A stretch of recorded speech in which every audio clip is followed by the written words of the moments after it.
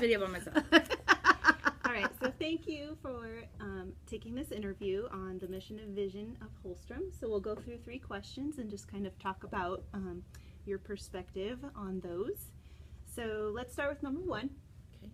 How does the campus acknowledge, recognize, and celebrate those who implement strategies to support of the campus vision?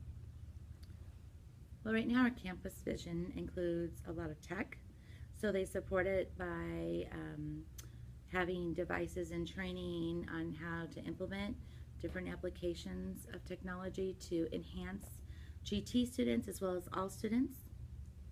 And we have a huge support from the PTA on that piece. They just provide us with some Apple TVs to help that succeed with the iPad devices. And that way we get instant feedback from the students. Yes. We also have some groups with the Lunch Bunch that will pull kids for social and emotional needs, which I think is very unique to our school, being a GT population.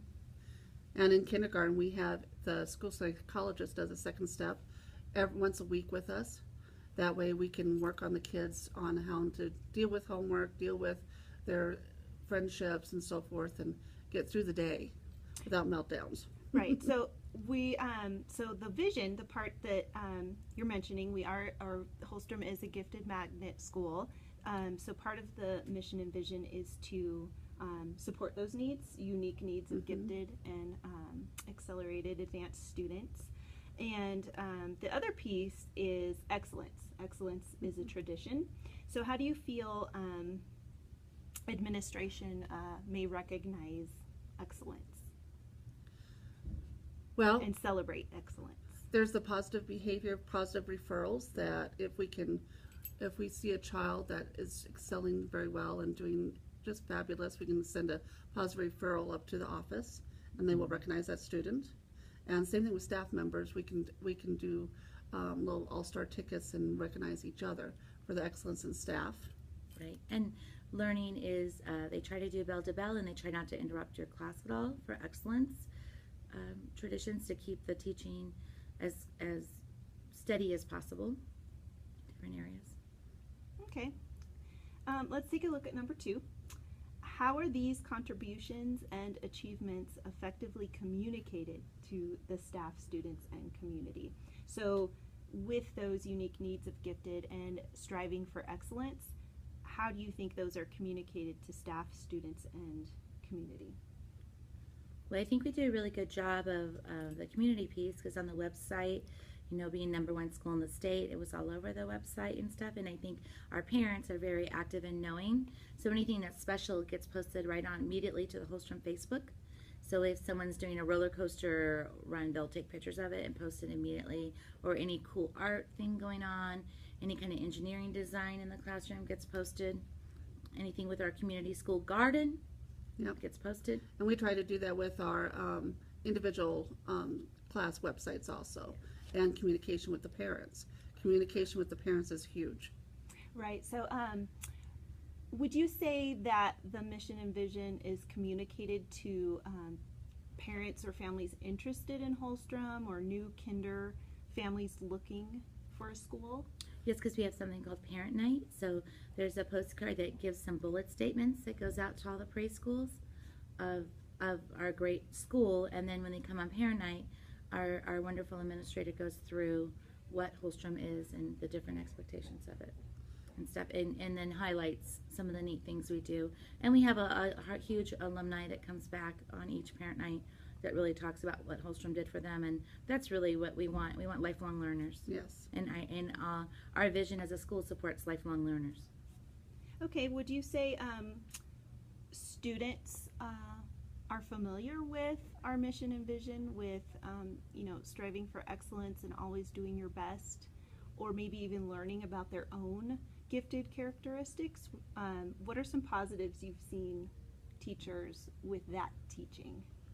Well, with individual conferencing of kids, we bring out their strengths and really try to get that to go forward and deeper, and Learning style. styles. That we have a learning style survey that they take, kind of to pinpoint what their learning style might be. Great, most grade levels do that. as well to see where their strength is. And the fact that we say you are in a great school and your job at school is to be excellent and to do your very best at all times, and to always strive to be a lifelong learner. So I think it's communicated through daily Yes. announcements and through different classes. And I think the teachers' high expectations here also bring up Yes. that. And then the parents want it too. So it's a partnership. It's a three-way. It's the student, the parents, and the teachers. Yes. Good. And we emphasize that with our kindergarten information nights too, and back to school. Good. Do you think there's anything we could work on with the communication of that, or consistency maybe, or just Well, challenges? We have some new leadership this year, so she's trying to find the best balance for what direction our school will be going into, and trying to see where our school will fit in our district now, and just looking at that bigger vision piece. So I think there's more to come with that piece, but she's working on coming up with a plan, and we're all part of the plan, so it's going to be a process. But I think in the end we'll see some good things come from it. Good. All right, let's move on to number 3. How does the campus use innovative thinking, risk-taking, or failures as a learning experience to promote the campus vision? You see a lot of that in the tech piece. Mrs. Israelson with 21st Century really promotes explorations, extensions, creativity, critical thinking skills, and we do that in the classroom also. But I think Mrs. Israelson goes way above and beyond. I would agree. I mean, she's amazing to that piece. And I think we do acknowledge, not just here at school, but some of their outside activities with risk taking and stuff. And I think teachers model all the time not Absolutely, succeeding the but- first yeah. time. And what do we do? Right.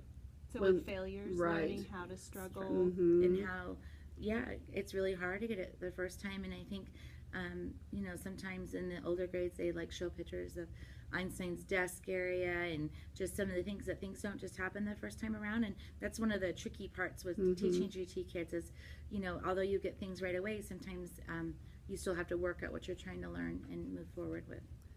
Okay. So from a teacher perspective, would you say that teachers feel like they can fail or struggle in terms of their profession here at Holstrom? No. It's uncomfortable? It isn't. Yeah, it isn't. I'm like, no. No. Yeah. So No, what you are some can. I always- challenges? What are some challenges Well, with that? I'm on the next block over, so I'm a type B personality working in a type A school. So it's a constant battle for myself. And no, in fact, it's extremely difficult to work in this school, but that's why we're excellent. So Yeah. if you're not working 12 hours a day, maybe this is not the school for you. So if you've had some times where you felt like you didn't know something, like a piece of technology, did you feel comfortable asking for that help and support? With technology, yes. Okay. Yes. Yes. With some other things, fake it a little bit. You get someone that you can trust a little bit. Mhm. It's all Okay. about Yeah, teamwork it and is trust. teamwork and trust. So maybe work on some trust here. Yeah. To because if we're teaching our kids it's okay to struggle and fail and ask for help, then we as teachers should be able to do Yes, that and too. positive feedback. Okay.